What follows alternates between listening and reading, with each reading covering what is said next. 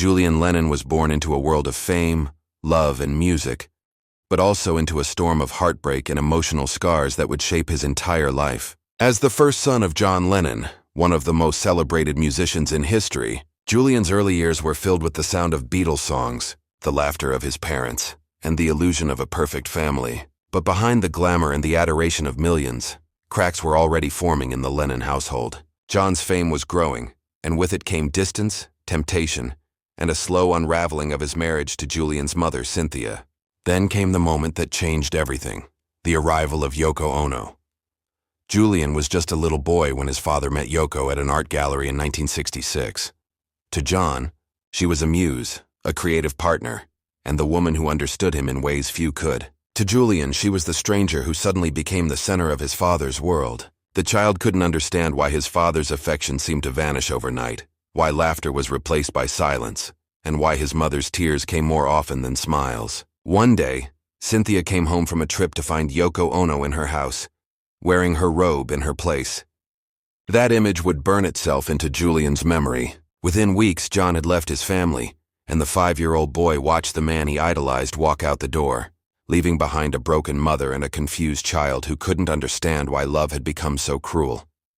The world saw John Lennon as a man of peace and love, but for Julian, he was a distant figure, more myth than father. When John and Yoko moved to New York and became the symbol of counterculture, Julian was left behind in England, growing up with memories that hurt more than they healed. Every newspaper, every song, every photograph of his father with Yoko was a painful reminder of what he had lost. He once said in an interview, "It felt like I lost both my parents at once." As Yoko and John's artistic partnership flourished, Julian and his mother lived a quiet life, far from the spotlight and the luxury that surrounded John's new world. To the public, Yoko was the woman who inspired Lennon's creativity. But to Julian, she was the woman who took his father away, the one who turned his childhood into a story of absence and longing. Years went by, and John's fame only grew. Julian saw his father sporadically, their meetings awkward and forced. He longed for the kind of affection that John freely gave to his new family. When John Lennon was born in 1975, Julian tried to be happy for his father, but the pain of watching John lavish love and attention on another child was unbearable. "It's hard," Julian once said. "It's hard when you see a father treating another child differently. It hurt." The boy who had been pushed aside could only watch from afar as the man the world idolized became a doting father to someone else. The contrast was impossible to ignore, and the resentment only grew deeper. Then came the tragedy that would change everything. On December 8, 1980, John Lennon was murdered outside his home in New York. The world went into mourning, tributes poured in, and fans around the globe wept for the man who had preached love and peace. But for Julian, the grief was tangled with anger and confusion. How do you mourn a father who was never really there? He wasn't just mourning John Lennon, the icon. He was mourning the relationship that never was. And when the dust settled, another painful truth surfaced. John had left almost nothing for Julian in his will. The estate, the royalties, and the rights to his legacy were controlled entirely by Yoko. For Julian, it felt like a final rejection, even after death. The years that followed were filled with emotional and legal battles. Julian fought not only for his share of his father's estate, but also for recognition, for the acknowledgement that he had been part of John's life, even if only for a while. To him, it was never about money. It was about respect, he said. "I wanted to feel like I mattered to him, even after he was gone." But every attempt to reach an understanding with Yoko seemed to reopen old wounds. To Julian, she represented everything he had lost: the family, the love, the father he never truly knew. In interviews, he spoke candidly, admitting that for a long time he couldn't even listen to his father's music. "Every song reminded me of what I didn't have," he confessed. It was like being haunted by someone everyone else adored. As Julian tried to build his own career, the shadow of his father loomed large. He found success with hits like "Too Late for Goodbyes," but every interview circled back to the same questions: about John, about Yoko, about the Beatles.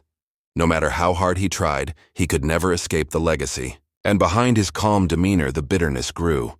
"We've never been close," Julian once said when asked about Yoko. "We never will be." There were rumors of reconciliation, brief moments when they seemed to find peace, but the scars ran deep. For years, Julian carried the heavy burden of resentment, privately admitting that he once hated her, not just for what she did, but for what she represented. Yet time has a way of softening even the sharpest edges of pain. As Julian grew older, his perspective began to change. He started to see the world, and his past, with a different kind of clarity. "I was angry," he admitted in a later interview. "I was young. I didn't understand why life had to be that way."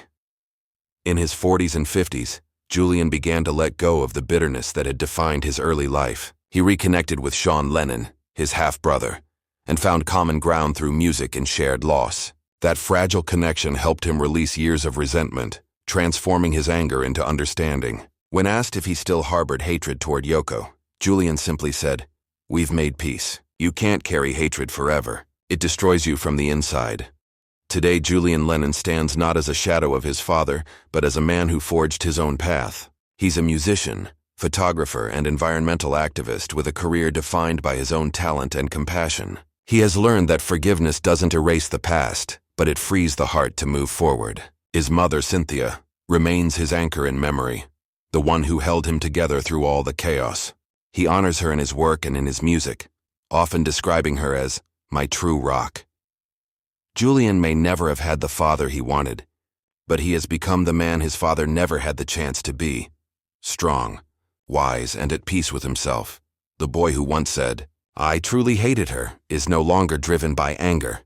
He's a man who understands that hate is simply the echo of love that was never returned. Through years of pain, loss, and struggle, Julian Lennon found something his father spent his whole life searching for: peace. His journey reminds us that even in the shadows of fame, the deepest stories are not about success or failure, but about love, forgiveness, and the courage to heal. In the end, Julian Lennon may have inherited his father's name, but his legacy belongs entirely to himself, and perhaps somewhere in the universe.